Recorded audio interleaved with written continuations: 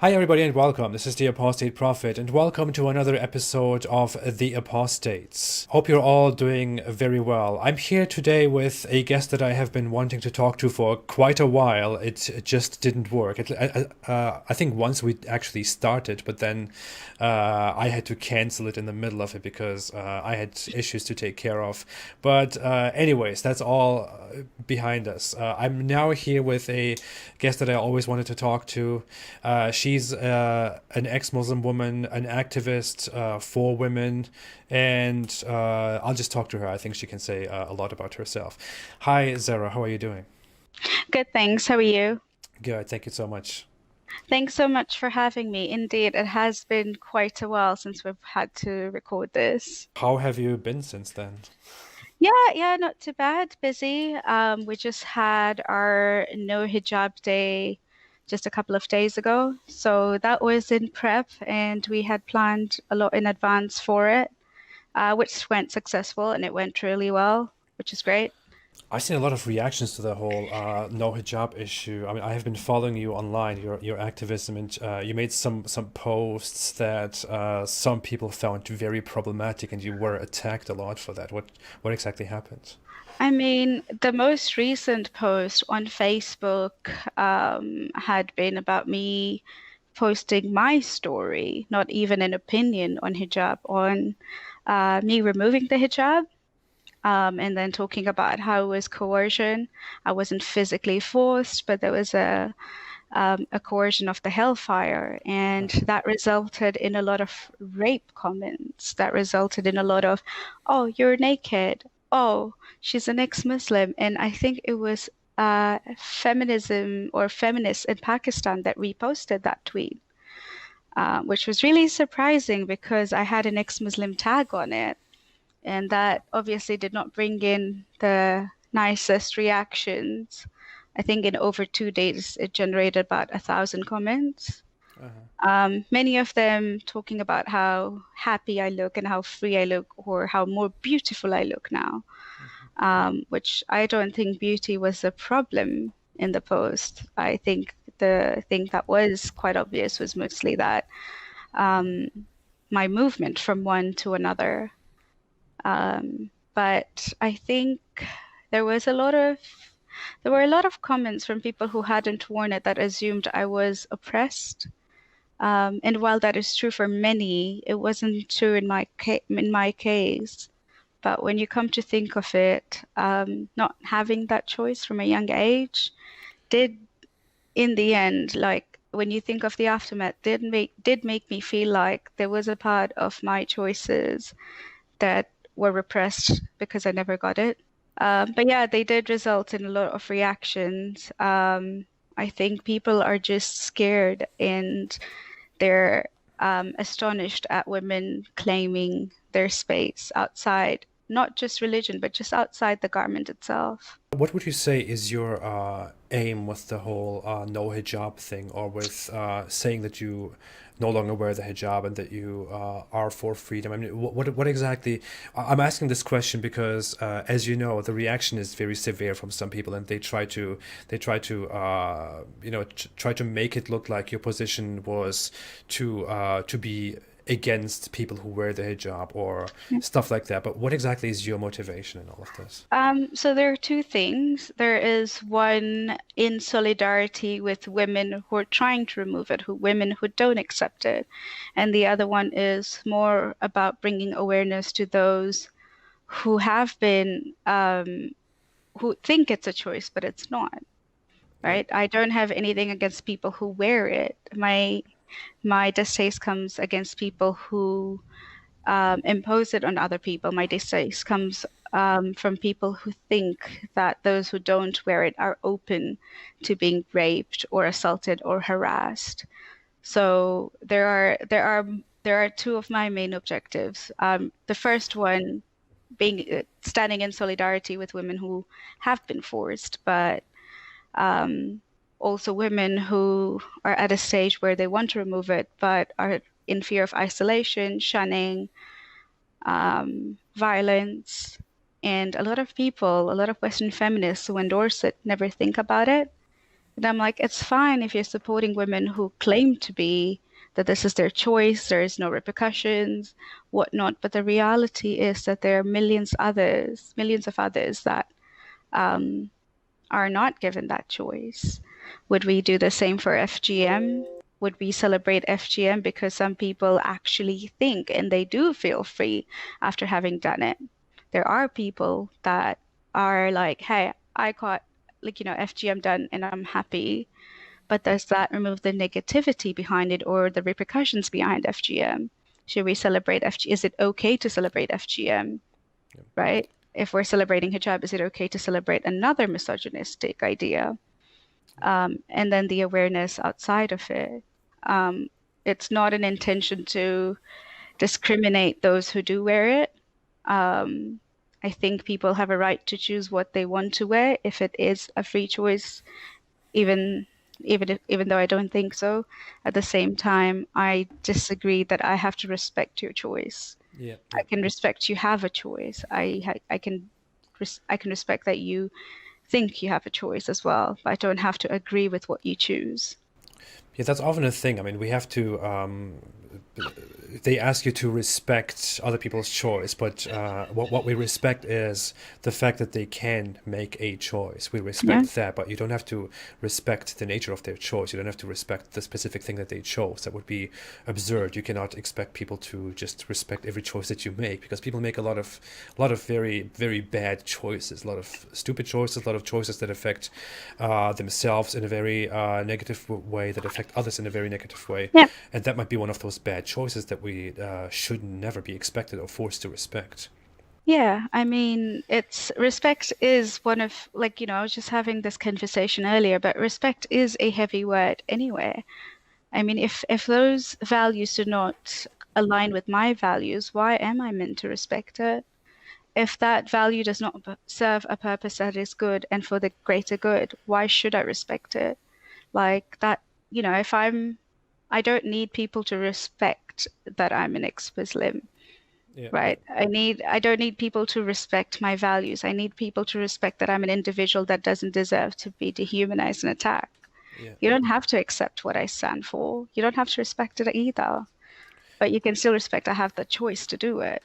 Yeah, and you see that those people who ask you to respect their choice don't actually respect your choice. Yeah, They don't respect the fact that you are an ex-Muslim, or that you are no, supposedly naked now because you don't wear the hijab. They don't respect these things. They call you names, and they use these labels. And no, it is interesting that we have as ex-Muslims been dehumanized by so many. I never get as much of a backlash, even in conversations with Christians, as I would with other Muslims, just for the reason being I'm an ex-Muslim. And like, there's always this, why did you leave?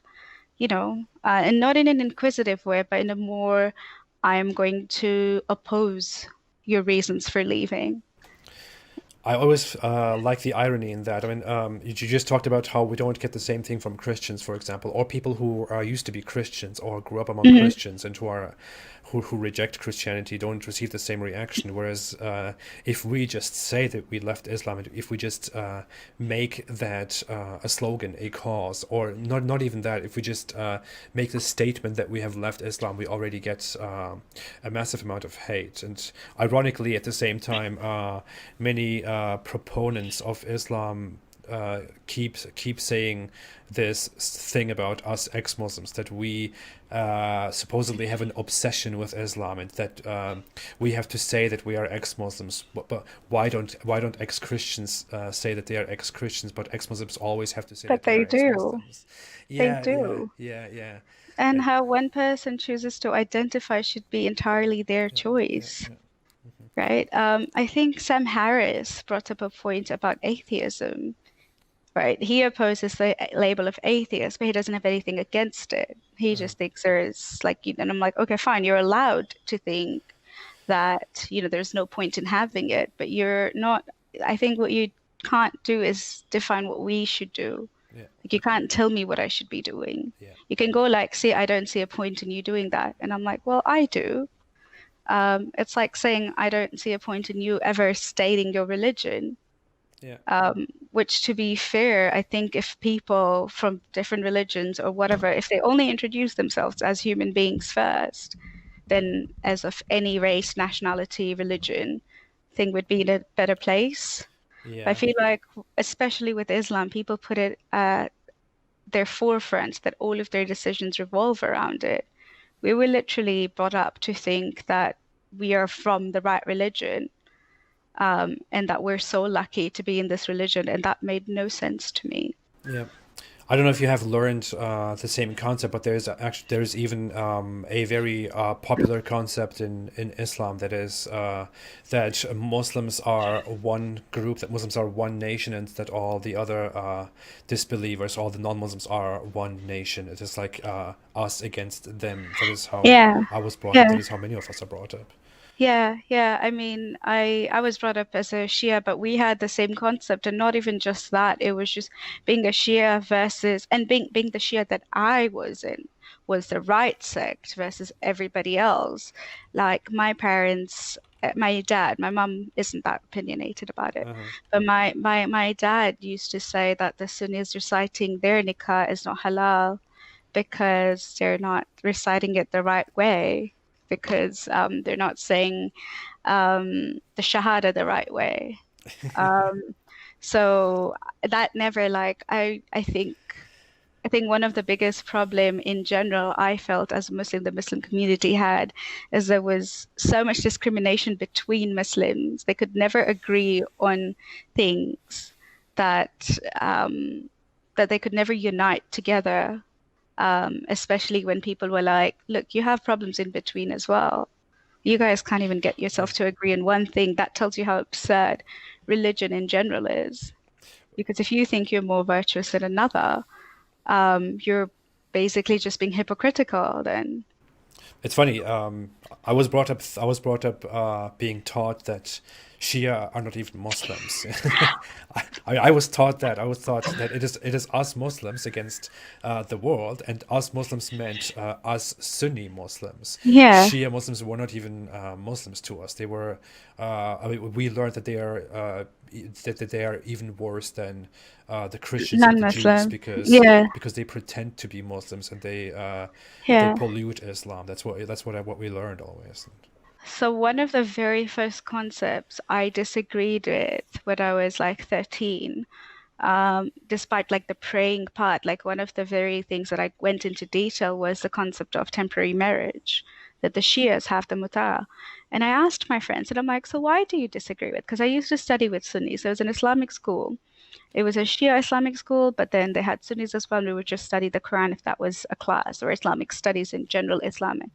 So I'm like, why did you agree to that? Like, and then they were like, look, it was in the time of the Prophet, and then it came, after the other caliphates were in power. Excuse me. After the other caliphates were in power, it was removed. And I was like, okay, well, that makes sense because if you think about it, I don't like how it's being used for prostitution. Yeah, I don't like that there is a back door or there is like a clause that can be defied yeah, because that's not how Islam should be. So I started having a discussion with my dad, especially at the time when my sisters were getting married and my sister and my brother were getting married and engaged. And I'm like, I still think it's haram. Like, that was when I started opposing it. And that's when I slowly built up that idea that I don't want to be classified as this type of a Muslim. I wanted to just be a Muslim. yeah, And then I realized that that concept never really existed yeah, because there's so much isolation, that not just isolate, there's so much confusion in just being a whatever Muslim. Like every sect had their own rules. Within sects, they had sects. yeah, And that within that, they had individuality that was different. So nobody could ever claim they were going to heaven doing this, this, this. And then that's when like things started breaking down to me, like fundamental things. I'm like, but you said you're going to heaven, and I think I'm going to heaven, but we're doing completely different things and we see things differently.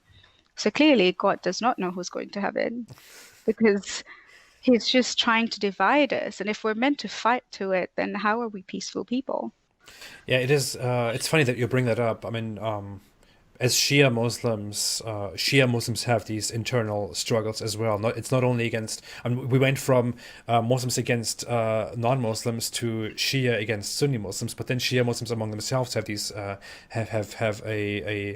have divisions too, have this Yeah. big thing too, and among us Sunni Muslims there is a huge problem too. I mean, some people know of it.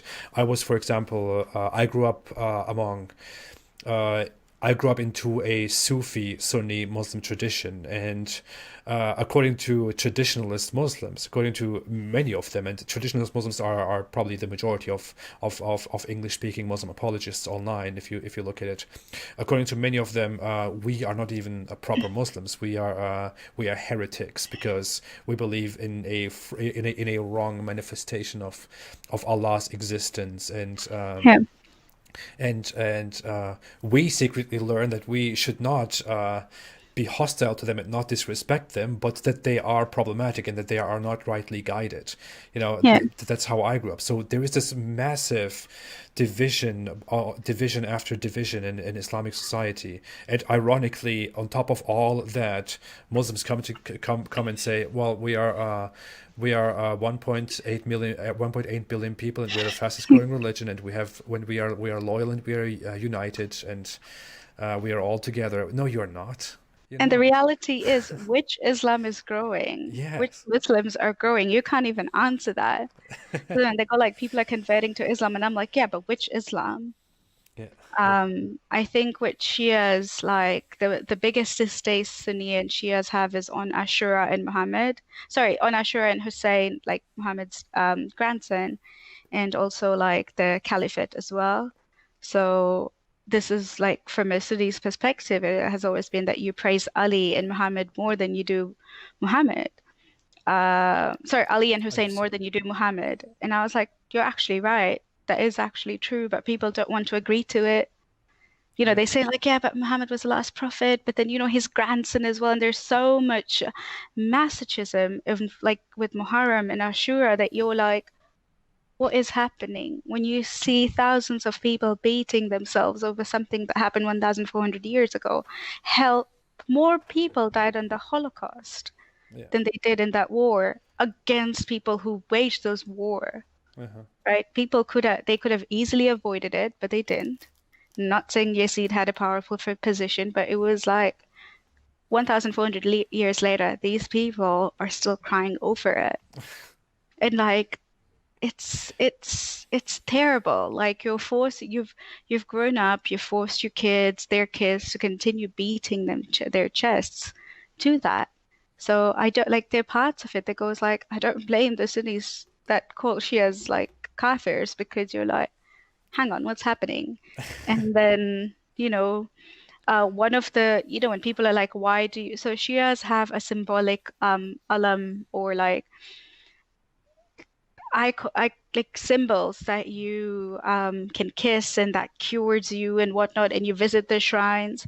So I always ask, what is the significance behind it? Like, why do Shias do it and Sunnis don't? Like, why are you giving so much praise to a representation of what is um, something that meant something to someone 1,400 years ago? And the story of Yusuf came up when he cured his father's blindness with his shirt. And I'm like, still doesn't make any more, like, it doesn't make any sense. Mhm. Like, there is no science behind it. There is no, like, I can understand spirituality, having hope, but it just makes no sense. Yeah. Yeah. Yeah. And there was just so many little things that started breaking down for me.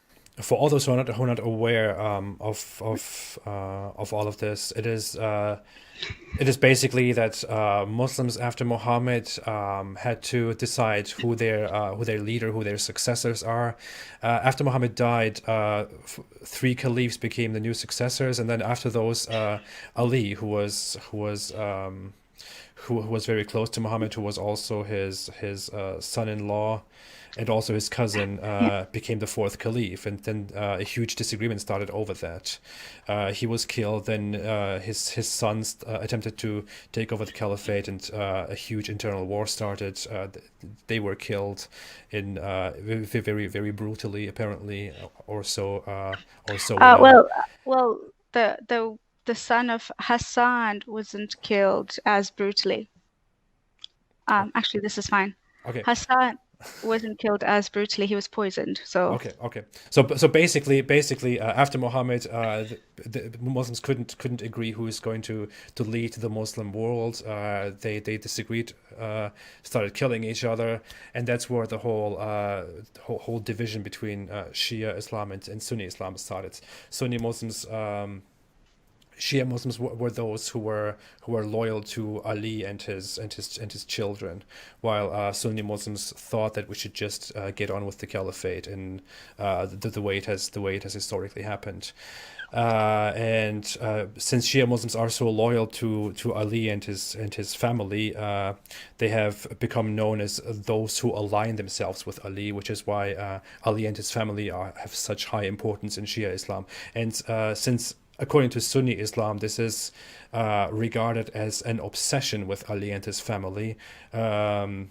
And Shia Muslims developed a lot of traditions and weird practices that they associate with Ali and his family. Many Sunni Muslims started to call them non-Muslims, and it's just a giant mess. yeah. Uh, There's a lot It's to it's explain it's here. a lot to get into detail. Yeah, I yeah. mean, I feel like you and I, as ex-Muslims, can be more honest about it than even Muslims themselves because they would just end up in a Yeah, war. yeah. If a Sunni Muslim and a Shia Muslim sat here together and tried to explain why it happened that Shia Islam and Sunni Islam separated, they would probably start fighting and yelling, and Yeah, it just it's doesn't work. Yeah, but it just comes down to the fundamental thing about one religion or one idea being more virtuous than another. But yeah, that was my background. So I was raised as a Shia in Tanzania, and then I moved to Malaysia for university, finished my high school and moved there. And that was the first time that I'd actually seen a woman from a Muslim background um, who did not wear the hijab. And that was the first time I'm like, wait, hang on. You can be a Muslim and not wear a hijab? Like that is a thing? I didn't understand that. I didn't know that existed. And that's when I was like, I asked my mum a while ago, and I'm like, can I remove it? And she said, no. Um, you can maybe try after you get married and your husband allows you to do it. And I never asked my father because I was always so scared of him. Not that he was particularly abusive or anything, but it was just like these things, like I'll talk to my mum about it. They're just like issues that another woman or like another girl would talk to their mum about it. And that's when it felt like I was either my father's daughter or my husband's wife. And I'm like, but when do I get my life? So I was raised like that, even though like I'm the first girl from my family who got degrees and whatnot and has lived overseas and, made a life for herself and whatnot. It's like I was never ever stopped from that, but I was still brought up with those ideas that I was not equal to a man. hmm Um, Even though I think my dad was part of feminist because I feel like when he raised us and he has like five daughters and one son, he's like, I might as well, like my daughters should know how to drive. My daughters should he never taught me how to cook, even though he's a chef. yeah, So, it was never like you have to learn how to cook, but there was always this idea that I think the camera's blurry. yeah. Okay, cool. Yeah, there was always this idea that I was never equal, and it wasn't explicitly told. Like we never talked about inheritance, we never talked about testimony, we never talked about many concepts that I had read after I'd left Islam or in the process. Um, my family paid for my education. They never stopped me. I got a job. They never stopped me. So I didn't particularly come from a repressive background. But there was an idea on like how I was raised where like you had to sit a particular way or you had to dress a particular way or that you couldn't show your hair to these men. And it was fine to show it to my dad, my brother, and my uncles that I was sexualized from a very young age, and not just by my parents, by Islam itself, because they were just being loyal to the religion. They were just told that this is what a girl needs to do. And they're like, oh, okay, cool. And like, I've always had a very petite build. So when I was 8, I was always really, really tiny anyway. So wearing a hijab on me just felt like, it was like really tiny. I looked at my photos and I'm like, but I look so tiny. I don't have many photos of me in a hijab when I was young.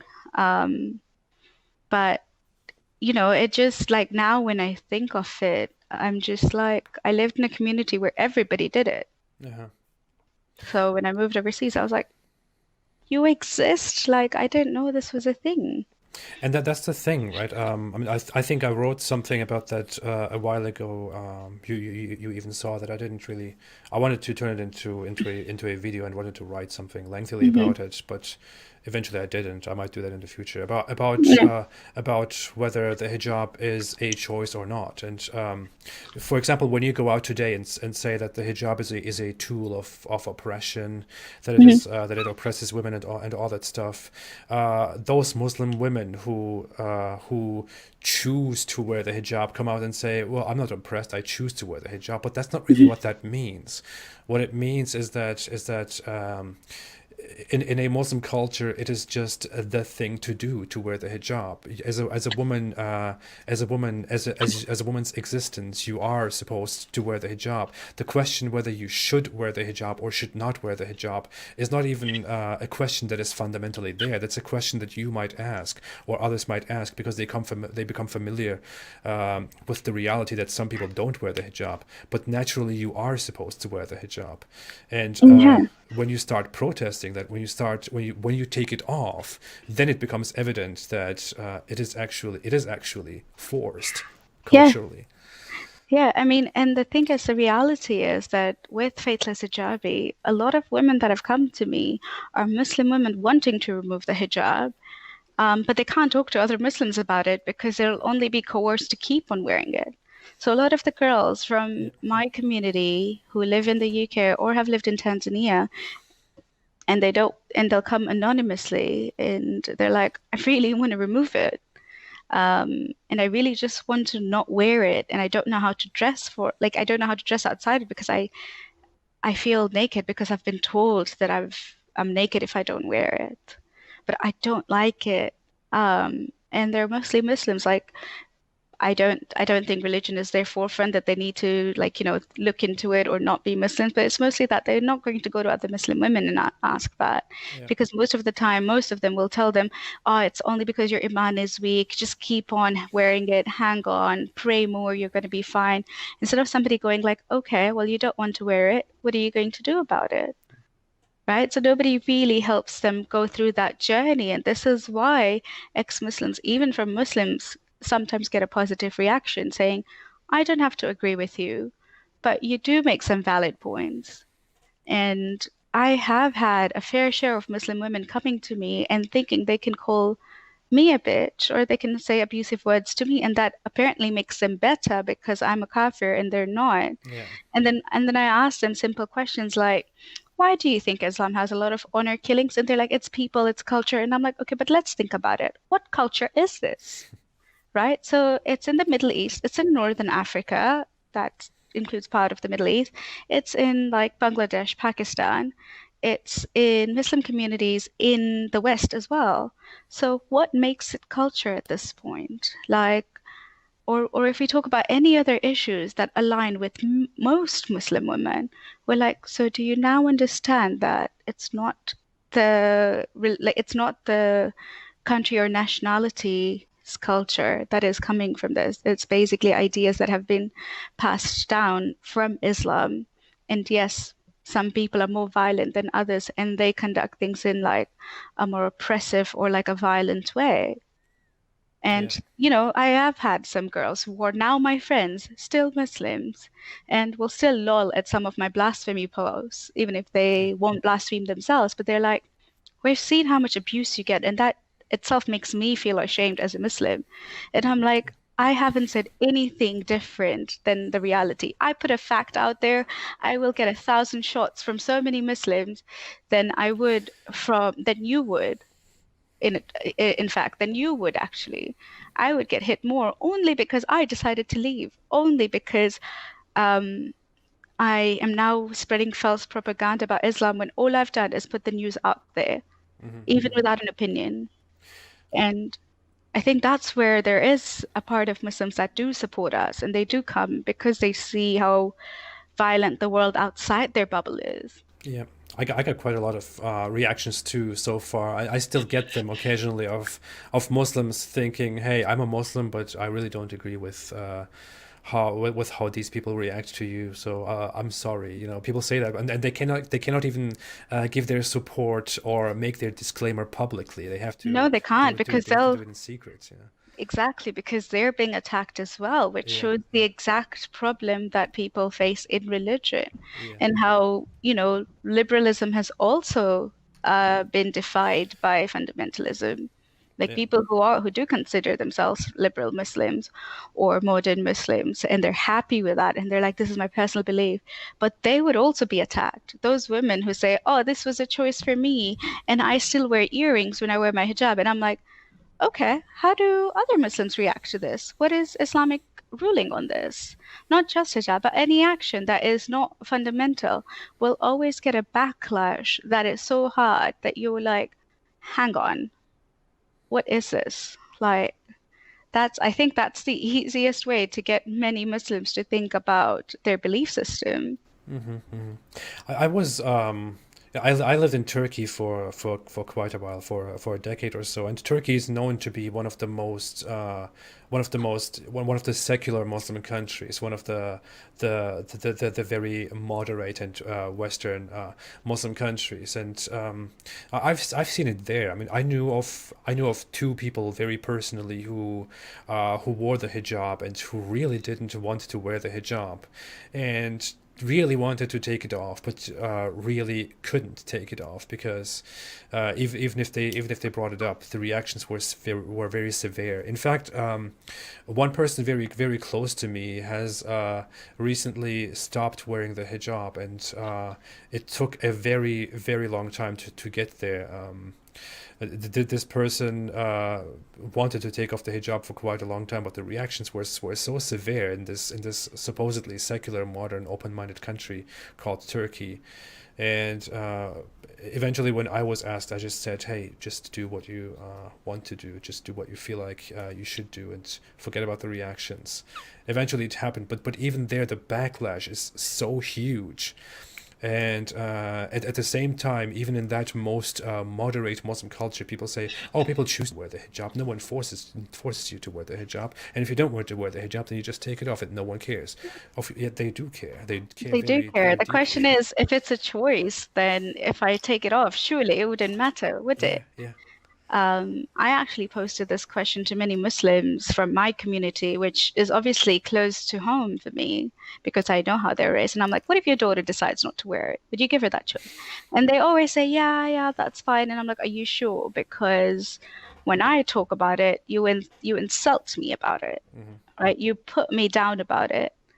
But then if your daughter decides to wear it, what are the chances you wouldn't disown her or even put her down? yeah. Like it took my family a long time to accept it. Um, so like, and then there were these reactions, like even if I would wear a maxi dress that is long enough, and they're like, "Oh, it's like you're wearing an abaya," and I'm like, different things, right? They are very different things. So like, they would completely put me off from wearing skirts or maxi dress for the same reason that you always try relating it back to modesty, to religion, to like so many things that now even culturally or even like dressing styles of mine, I will do it so that you can't relate to it, so that I don't have to be reminded about it. Because I feel like as ex-Muslims, even now, even years later, there's so much unlearning we have to do. There's so much disownment that has happened that we need to continuously be okay with. I suddenly get hints about oh my God, what are my baby sisters doing? Or like my baby sister, like what is she studying? What is she learning? Is she being told about religion? Is she like, I remember like the little things in madrasa that I hated, and they were so petty. Like how you pray and how you put your hand. And I'm like, Yeah. is she currently being told about this? Like, isn't her time best spent learning about like evolution or like anything, even math, than these crap? So I still get hints of it, and I'm like, I really want to intervene, but sometimes I just have to go like, you know what? I can't do this because at some point I need to maintain that relationship with my family. And that means keeping a part of me to myself. And it is really hard because it's one of those things that, like, family should love you forever. They should always be there for you. You can be yourself, but the truth is we can't.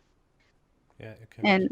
And that's something that goes, beyond just religion, but also like generation gaps. Hmm. But it still surprises me when younger people, when I see like 18 or 19-year-old boys who call women naked when they don't cover their hair, and or that, you know, any action that's not considered ladylike.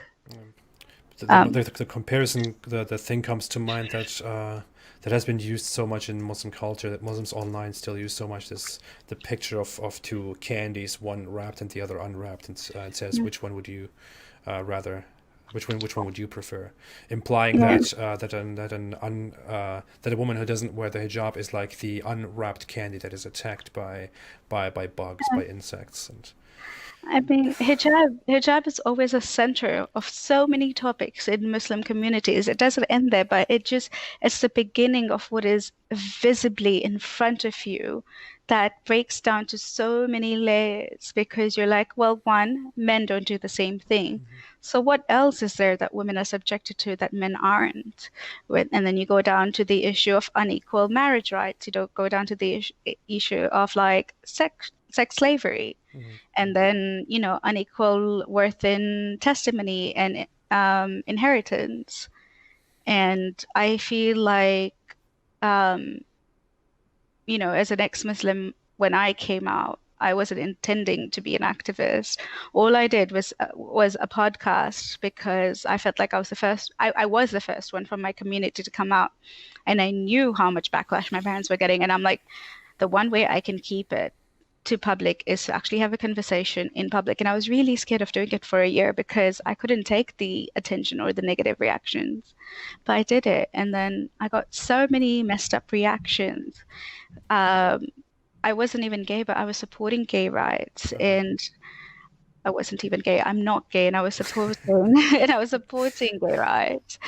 Um, and even then, there were so many attacks that made me feel like, imagine other women or even other men going through this in their mind because so many people wrote to me anonymously thanking me for speaking out.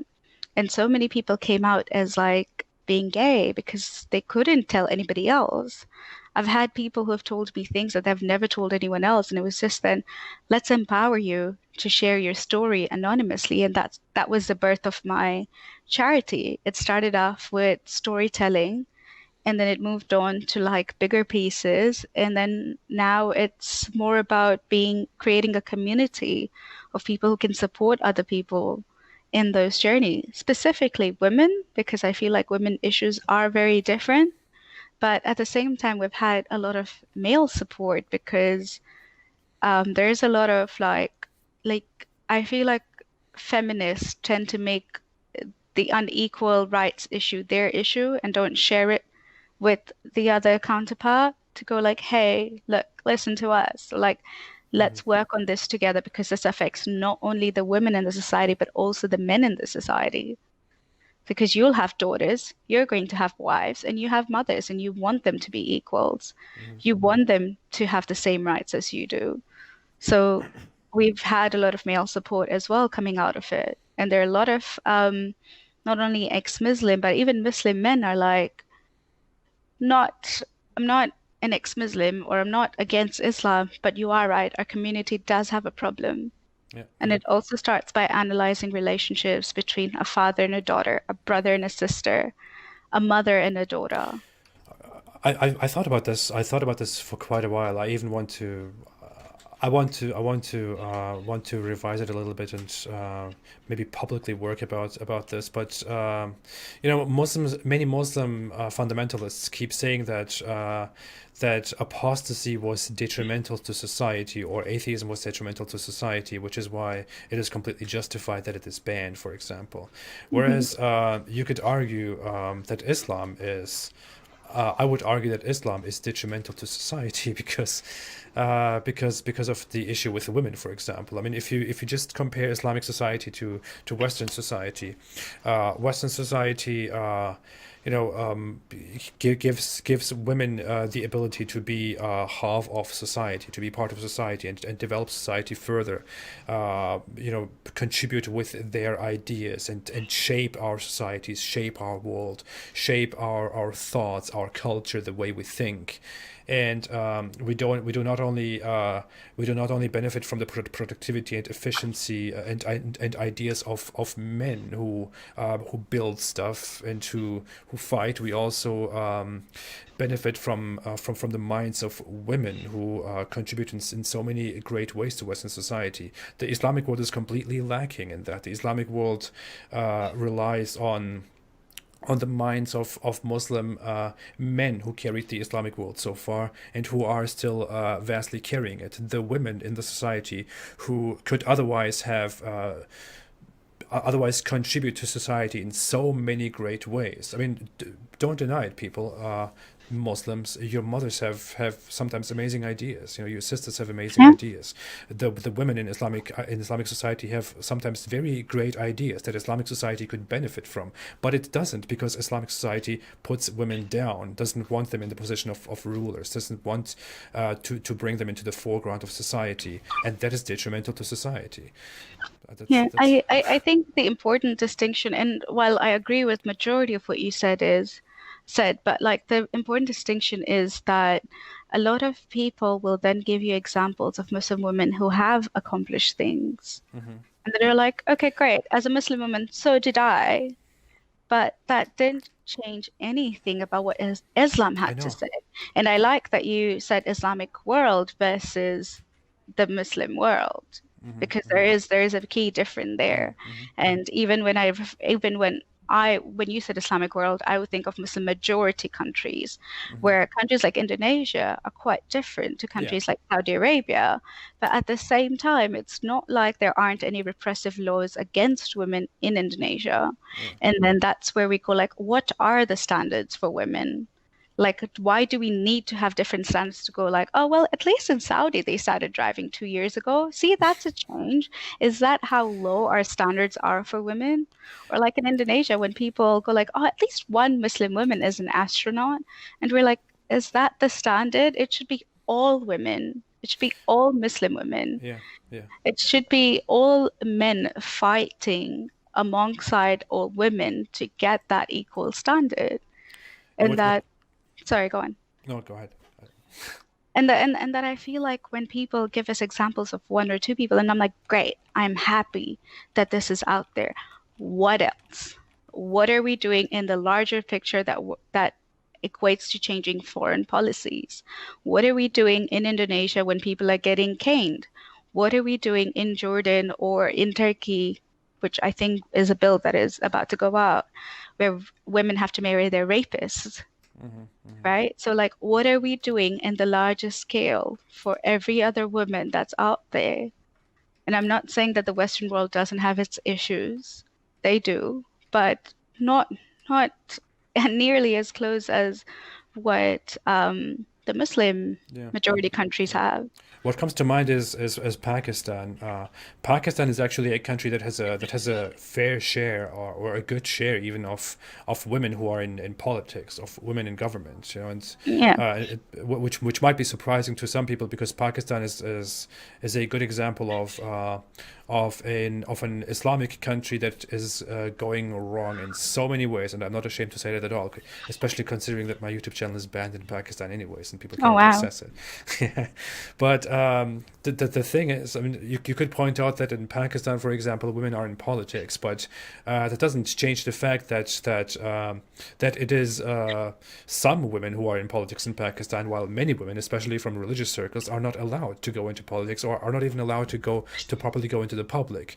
It doesn't change the fact that in the ideal Islam, which many Muslims advocate for, women are not supposed to be in politics. They're not supposed to achieve. They're not supposed to have these achievements that they have. It also doesn't change the fact that in North Africa or the Arab world, for example, women are women have a terrible status, and Yeah, Islam it is Islamic. It is not about culture. It is very Islamic that women are not supposed to rule. Women are not supposed to go outside without the permission of their men.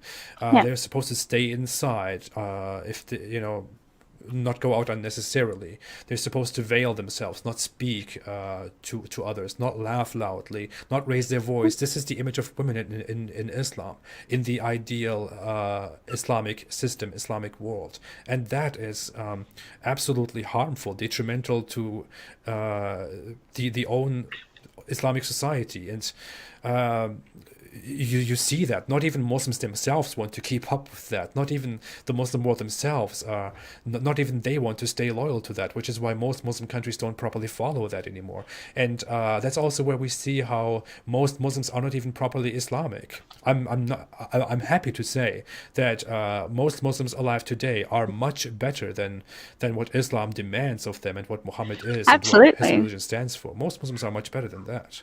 Yeah, absolutely. And I think, the Muslim women who do speak out against when people go like, oh, but Islam is repressive to women, are also women that are privileged enough to be able to Yeah, speak yeah, out. yeah. See, people in Iran, and Iran is one example, but there's so many other Muslim majority countries, but even in the West, there are women who are not allowed to speak out, Yeah, right? yeah. So these are like more privileged women that can come out and speak out and write books. And I'm like, great, you're doing great. This is great. Now let's work together. And I'm happy for you to keep your beliefs, but let's work together to change those that can't speak out. And there are a chunk of Muslims that are doing it. But then the larger question is, will Islam support this? Yeah, yeah. There is a bit of hypocrisy here, right? And I'm like, I love it when people go like, oh, we're feminists, we're going to fight for women's rights, perfect. We're going to do this, we're going to educate them, perfect, great, okay, cool. And you're a Muslim, okay, great, perfect. I love that you're working to help other women, but does your ideology support what you're doing? Right? Are you being a hypocrite? I mean, I personally like, and I think that you're dissenting slowly. I'm not saying you're going to be an ex-Muslim. That's not me for me to tell you. But I feel like these are slowly points of dissent. Like modern Muslims are slowly dissenting. I think, a lot of people, when they attack ex-Muslim and they attack me and they're like, these was your family experiences because you were so oppressed by your family. And I'm like, hang on, what do you know about my family? Like somebody just generalized me and said, oh, it's so sad that your family don't talk to you. And I'm like, I just met my family like a few months ago and we just had a video chat on Eid. Like, what are you talking about? But they had created this idea of like most ex-Muslims leave because they were oppressed by their families, or some of them were never Muslims to begin with. So it's always like their issue. It has nothing to do with Islam. It's funny. What comes to my mind is just earlier today I remarked how when Yasmin Mohammed was posting about the whole no hijab day stuff and taking off the hijab, I went through the angry responses to that, and what I saw is the responses that come from Muslim men are usually Muslim men who want women to wear the hijab, and the responses that come from Muslim women come from Muslim women who don't even properly wear the hijab, who have the liberty of not who have the liberty of not wearing the proper hijab. They are free to halfway wear the hijab and to look beautiful and pose for Instagram Yeah. and post a video on TikTok and Yeah. whatever, and they'll tell you, well, what do you have against the hijab? Well, who are you to speak? You're not even following the proper hijab. You are Yeah. not. And I'm like, Yeah, I'd really like you to live in a country that is Muslim majority and enforces yeah, it. So yeah, then yeah. you can go like, yeah, but it's my choice. And I'm like, I'd really like you to say that. I'd really like you to say to those women that I choose to do this.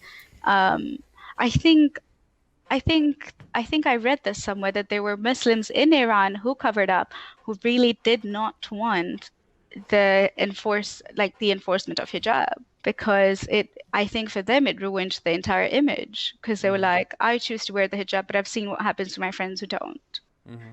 right? So I feel like there is that narrative that exists, and sure, there has to be accredited something, but the majority of them are people who have the liberty to be in a country where they can technically choose. Yeah, yeah, yeah. Um, But then obviously, like you said, there are people who actually don't wear the hijab properly. And then that would also come to the, like, the fundamental question, what is a Muslim then?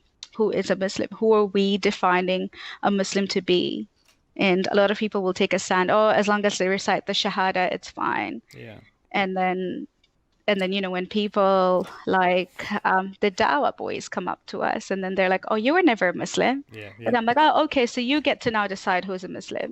yeah. But when I tell you the same, you're like, oh yeah, but they recited the Shahada. So I'm like, the hypocrisy between both is astonishing.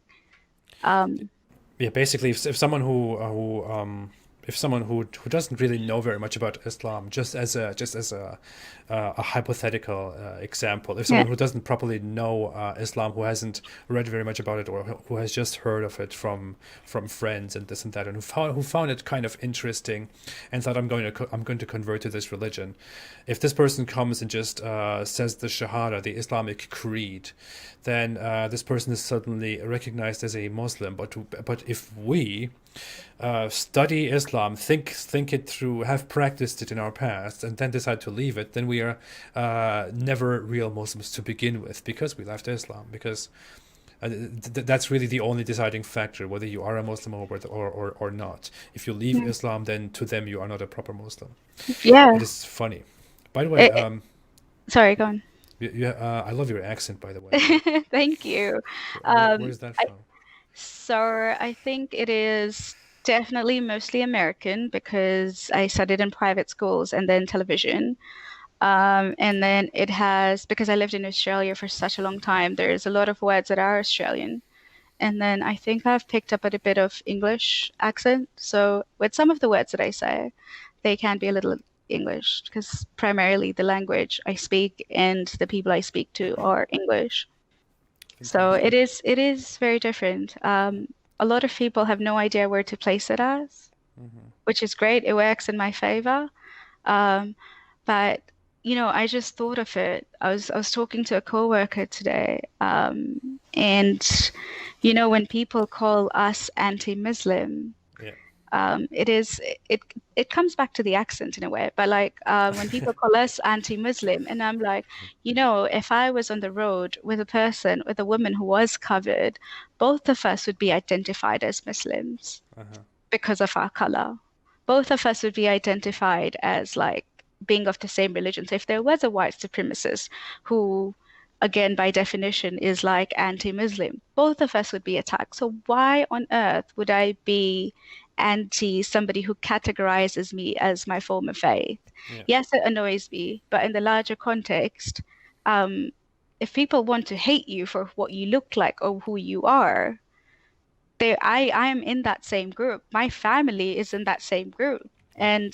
And I have always criticized ideas, and then people want to make the assertion that we're anti-Muslim. So that's what I was trying to say with the relation with the accent was that people try so hard to correlate it that they'll start stereotyping me. Like an encounter I had with somebody at Hyde Park Corner when he asked, when I said I was an ex-Muslim, and he's like, "Where are you from?" And I'm like, "Oh, I'm Tanzanian. I was born in Tanzania." And then he's like, "So are you Indian? Are you Arab?" And I'm like, "No, or like I'm Tanzanian and I have an Australian accent because I lived in Australia." And he didn't know where Tanzania was. So there was no way he could have gone like, "Oh, it's because Turkey, if I was Turkish, so I'm like, oh, because Turkey is like a secular, not real Muslim, or Yeah. like Yeah. it's Pakistan, you're always like so enforced, or like it's like, it's the Arab, or like you're Saudi Arabian or anything." And I was like, nope, I don't fit any of your stereotypes.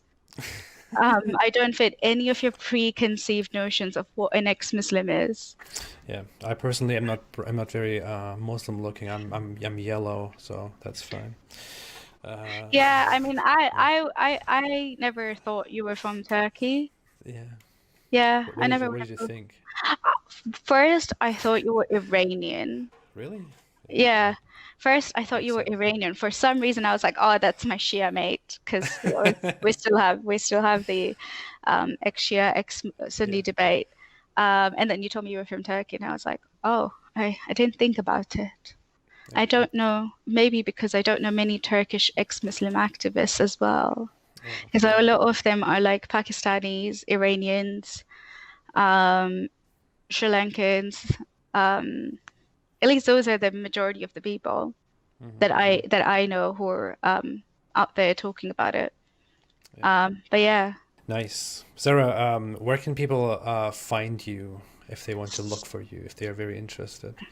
so I don't do a lot of videos, but I do have a YouTube channel. Hopefully, I should make more. So Zara Kay, it's ZARAKAY on every channel, so every social media, and YouTube. So Twitter and YouTube would be the best way to listen and read my content. If you are looking for, as an ex-Muslim woman that we support, if you're looking to join our community of other ex-Muslim women to blaspheme and just to chat, Faithless Hijabi. So if you could link that in your YouTube, that would be I will do great. that. We have a website, social media. We're on social media and we have a website, so everything's all connected with the same name anywhere. I really like So the that name, the Faithless Hijabi.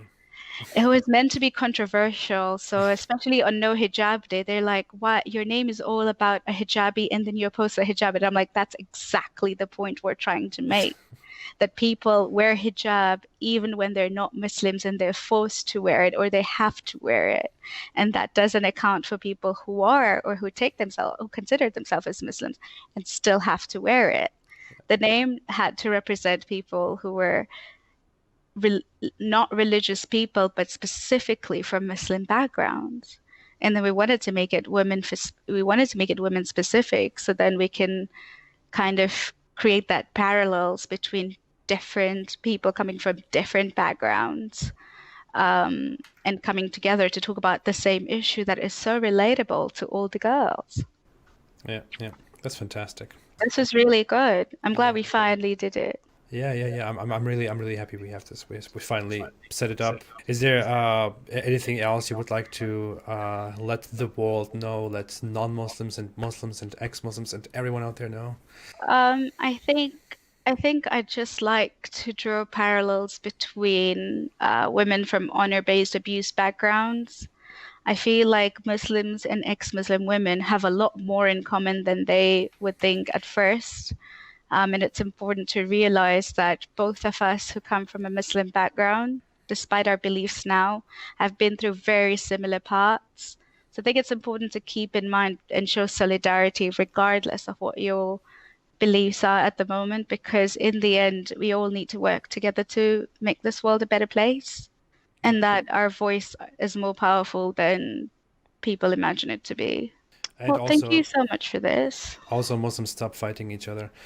Uh, no, thank you so much for joining me, Zara. It was really I really enjoyed this talk. You're great talking to. I'm happy to have you here. I would like to have you maybe again in the future sometime. I'm sure we'll Absolutely. see each other a lot in the future. Yep. Others, anyone who's interested, if you have enjoyed this talk, leave a like.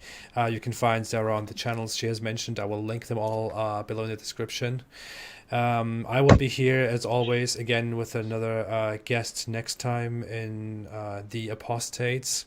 If you want to see a specific guest, always let me know in the comment section. And I would say until then, Zara, you have a fantastic day. Thank you Thank so you. much You again. too. And Perfect. everybody, see you again and stay away from Islam.